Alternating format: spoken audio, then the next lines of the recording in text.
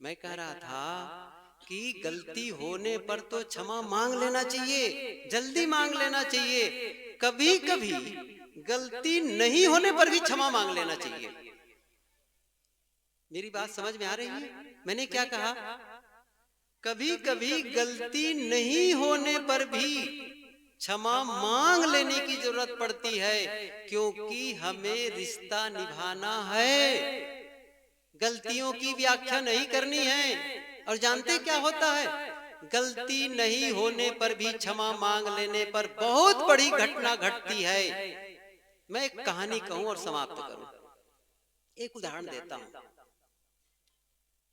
एक साधक था, गृहस्थ साधक। केवल ये नहीं कि साधु कपड़ा पहनता है वही साधक है।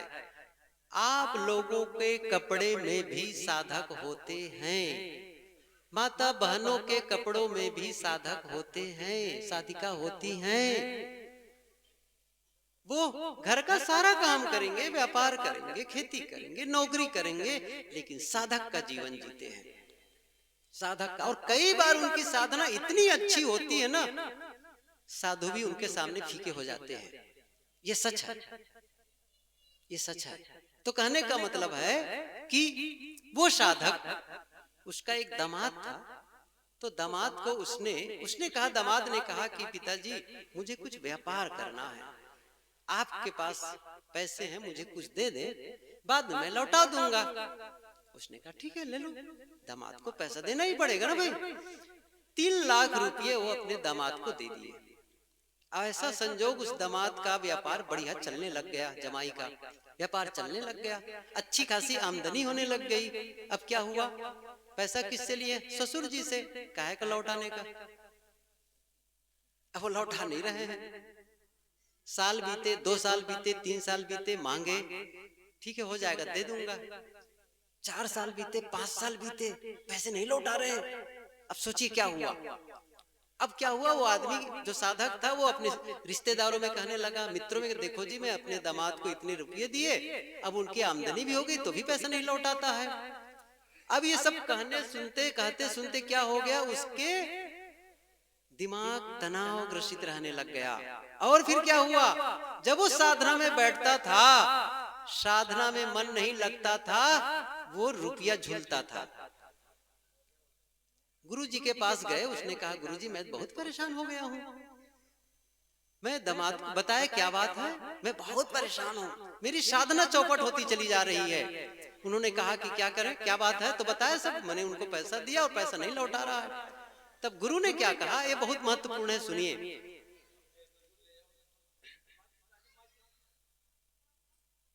धीरे भी बोल सकते हैं।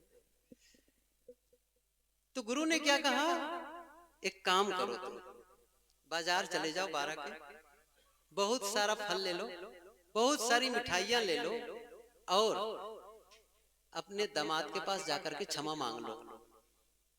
उसने कहा मेरी गलती कहाँ है? मुझे कैसे कहते हैं क्षमा मांगने के लिए? कह देखो दोनों हाथ से ताली बजती है, एक हाथ से नहीं बजती है। महाराज सही कह रहे हैं आप, दोनों हाथ से ताली बजती है, लेकिन पैसा उसने लिया, पैसा उसने नहीं लौटा, मैंने कौन सी गलती की है मैं क्षमा मांगने जाऊं? उन्होंने कहा देखो, उसने पैसा लेकर नहीं लौटाए वो उनकी गलती है, लेकिन तुमने उनकी इस गलती को जगह जगह प्रचार किए हो, रिश्तेदारी में कहे हो, लोगों के बीच जाकर कहे हो, ये कम गलती, और वही जो बार बार रिपीट करते रहे आपके दिमाग में छा गया है। और ये बात उस साधक के मन में के बात समझ में आ गई। उसने कहा सही है, और सचमुच वो फल और मिठाई लेकर के गाड़ी में रखा। रात के 9 बज चुके थे, रात के 9 बज चुके थे, और जब घर उसमें गया, और जानते हो कितने साल के बाद? 12 साल या 15 साल के बाद वो उसके दरवाजे पर गया था। तब से न बेटी से मिला, न दामाद से मिला, न बेटी अपने पिता से मिला, न माँ से मिला था, क्योंकि दूरी बन गई थी, दूरी बन गई थी इस लेन देन को लेकर के। अब क्या हुआ, जब वो गया दरवाजे को खट खट, घर के अंदर में क्या हो रहा था? भोजन की तैयारी थी, सब कुछ भोजन टेबल पर रखा था और बिल्कुल भोजन करने वाले थे। जब दरवाजे पर आवाज आई तो उसका जो बेटी का बेटा दौहित्र था वो गया, दरवाजा खोलने के लिए और देख करके जोर से बोल पड़ा, नाना जी आ गए, नाना जी आ गए। तो उसकी बेटी ने कहा, बाबूजी आ गए? इतने साल के बाद कभी नहीं आया, इतने सालों में नहीं आए थे। अच्छा। और वो तो जैसे दरवाजा के लिए धड़ धड़ धड़ धड़ अंदर गया और जा करके वो जो टेबल था ना, फल और मिठाइयों को रख दिया और अपने दामाद से क्या कहता है, बेटा मुझे क्षमा कर देना, मेरे से गलती हो गई। क्या कहा? बेटा मेरे से गलती हो गई, मुझे क्षमा कर देना। और इतनी बात सुन करके दामाद रोने लगा, क्योंकि उसको पता था गलती किसकी है। रोने लगा, सीने से लग गया और दोनों एक दूसरे से गले लग करके रोने लगे। और जब उसका समय पूरा हुआ तो बेटी आई और अपने पिताजी के छाती से लग करके रोने लगी। इतने सालों के बाद पिताजी आज मिले हैं। और तब तक दामाद अंदर गया, अलमारी से पूरे रुपये निकाले और लाकर कहते, पिताजी ये रुपया आप रख लीजिए। समझ रहे हैं? रुपये रख लीजिए। तब वो साधक ने क्या कहा, सुनने जैसी बात है। उसने क्या कहा, बेटा आज मैं इस कौड़ी के लिए नहीं आया हूं, और जिसके लिए मैं आया ना वो मुझे मिल गया, क्योंकि भीतर से मैं बदल गया। ये जो फीलिंग्स हो ना, इस भीतर से मैं बदल गया, वो मेरा बोझ हल्का हो गया ऐसा करके। तब उस दामाद ने क्या कहा, पिताजी यदि आप ये रुपये नहीं रखेंगे तो मैं जीवन भर सुख से नहीं रह पाऊंगा, तड़प तड़प के मुझे जीना पड़ेगा, आपको रखना ही पड़ेगा। उसने पैसे रखे और उनके बच्चों में बांट दिए। और फिर रात में करीब 11 बज गए, सभी परिवार के लोगों को लेकर के फिर अपने घर ले गए। वो साधक माँ से मिलने जा रही है 12 साल के बाद, भाई से मिलने, भाभी से मिलने जा रही है, और वो बच्चे छोटे छोटे अपने ननिहाल जा रहे हैं 11। और जब वहां पहुंचते हैं ना, उस घर का माहौल कैसा हुआ होगा, एक दूसरे को मिलकर के, मैं क्या कह रहा हूं, मैं कह रहा हूं क्षमा करना और क्षमा मांग लेना, गलती नहीं होने पर भी क्षमा मांग लेना।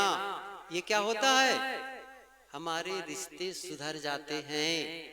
इसलिए आवश्यकता है हम आपस में प्रेम को विकसित करें, हम सहनशीलता को विकसित करें, विनम्रता को विकसित करें, क्षमा और गम को विकसित करें, विनम्रता को विकसित करें, मीठे शब्द बोलने को विकसित करें। और ऐसा जब कर लेते हैं तो पारिवारिक रिश्ते सुधर जाते हैं, आपस में हम सब अच्छे से रहने लगते हैं और अच्छा रिजल्ट भी आता है। तब आत्मा और परमात्मा का बीज वहां बोया जा सकता है। ऐसी दशा में, ऐसे परिवार में, और जहां लड़ाई झगड़े हमेशा हो रहे हो, आत्मा परमात्मा का बीज नहीं बोया जाएगा और कोई मायने नहीं रखेगा। इसलिए पारिवारिक रिश्ते को सुधारो। थोड़ी सी बातें मैंने कही, गृहस्थी का विस्तार बहुत अधिक है, इस पर बहुत ज्यादा इस विस्तार की जरूरत है, लेकिन मैंने संकेत दिया, उस संकेत को ध्यान में रखेंगे तो गृहस्थी सुखद होगी। मैंने जीवन के संबंध में बताया आप लोगों के बीच 2-3 दिनों में। और जीवन, मैंने ये भी कहा अंत में कि पूजा पाठ से जीवन नहीं बदलेगा। ये बहुत सारा जो टोना टोटका दुआ भभूत के चक्कर में पड़े रहते हैं पूजा पाठ के, उससे कोई मतलब होने वाला नहीं है। वो जीवन को बिगाड़ने वाला हो सकता है। जीवन को संवारने के लिए है, आपको बदलना पड़ेगा, आपके जीवन को सही बनाना पड़ेगा, तभी हो पाएगा। बाकी सारी चीजें भटकाने वाली होती है। आप सबको बहुत बहुत धन्यवाद, इतने प्रेम से सुने आप लोग।